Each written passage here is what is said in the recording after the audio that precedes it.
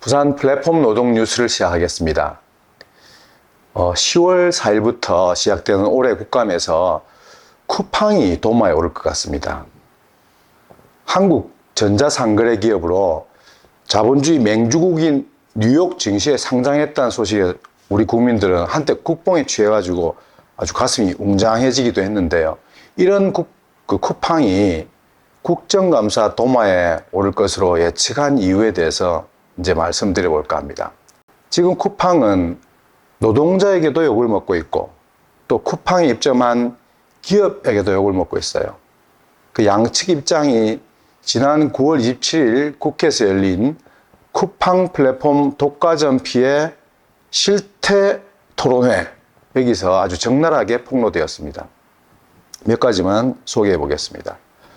쿠팡이 식품 생활용품 제조 대기업에게 이 판매 장려금이라는 명목으로 광고비를 일방적으로 요구하고 여기에 응하지 않으면 로켓 배송 납품 거래를 중단하는 보복을 하고 있다, 이런 이야기입니다.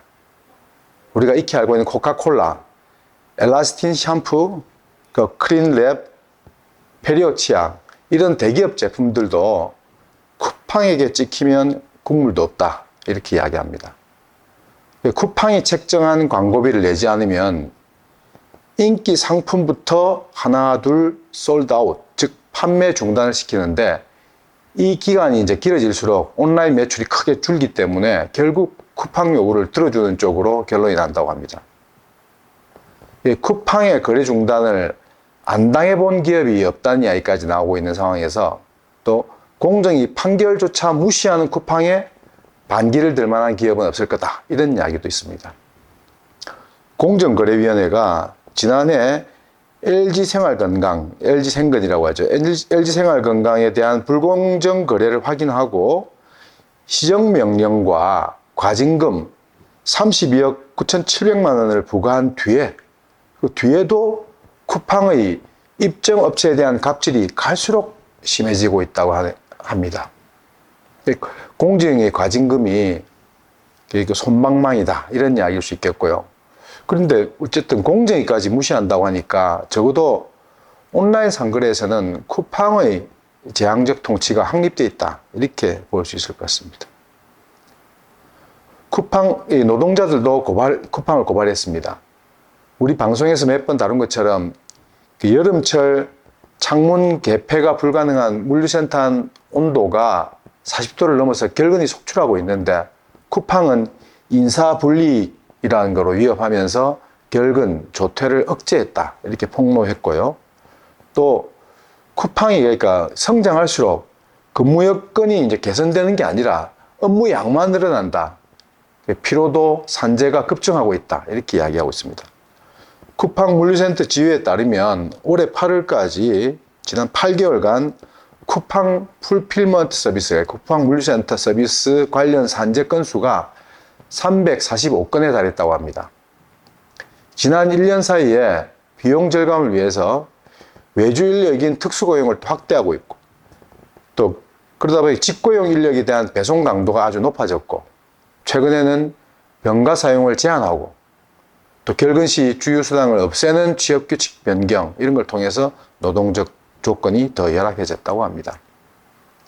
어쨌든 유쾌한 소식은 아니지만 노동자를 갈아놓고 그리고 입점업체는 등쳐먹는 쿠팡이 국감 도마에 오를 수밖에 없을 것 같습니다. 최근에 들어 쿠팡 같은 플랫폼 기업의 시장 지배력은 급속도로 확대되고 있습니다. 이렇게 점점 소수의 플랫폼 대기업이 시장의 대부분을 차지하는 성자독식 경제로 이제 치달아가고 있습니다.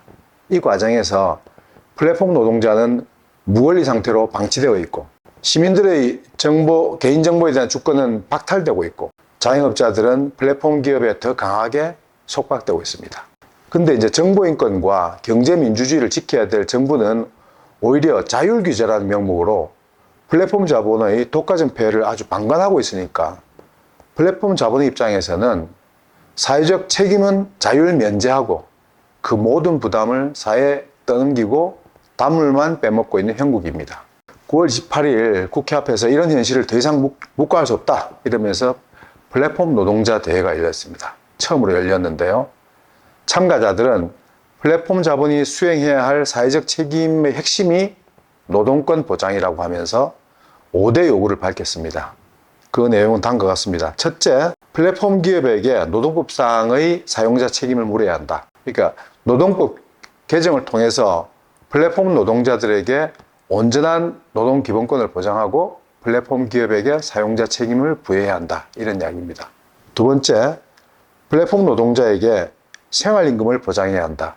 플랫폼 기업의 감시, 감독 안에 있는 그 대기 시간을 노동 시간에 포함시켜야 되고, 그리고 안전 운임제처럼 생활임금을 보장할 수 있는 적정 수준의 운임 그리고 수수료가 결정될 수 있도록 제도를 정비해야 한다. 이런 이야기고요. 세 번째, 플랫폼 노동자에게 알고리즘을 설명하고 노동자 의견을 반영해야 한다. 그러니까 노동 조건에 영향을 미치는 알고리즘은 사실상 취업 규칙입니다. 그래서 당연히 노동자에게 설명하고 노사 교섭을 통해서 수정할 수 있도록 제도화해야 합니다. 네 번째가 플랫폼 노동자에게도 사회안전망을 전면 적용해야 한다. 특히 산재보험 그리고 고용보험 등 공적 보험 및 사회부조에 대해서 플랫폼 노동자에게 어떠한 차별도 없이 온전히 적용될 수 있도록 제도가 개선돼야 한다는 이야기입니다. 다섯째, 플랫폼 노동자에게 안전하게 일할 권리를 보장하지 않으면 지속 가능한 노동도 없다. 플랫폼 노동을 비롯한 모든 노동자에게 유급 상병 휴가, 그리고 유급 연차 휴가, 휴재권이라는 게 연재를 휴식한다 이런 건데, 카툰, 웹툰 이런 노동자들의 휴재권 이런 게 보장돼야 한다. 이런 이야기입니다.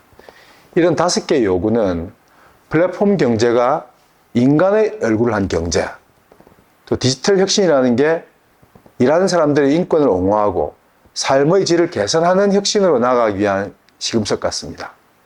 지난해 카카오 국감에 이어서 올해는 쿠팡 국감 이렇게 보이는데, 여기서 이제 디지털 노동자들의 절박한 이런 목소리가 좀 더 크게 울려 퍼지기를 기대해 보겠습니다. 오늘은 여기까지입니다.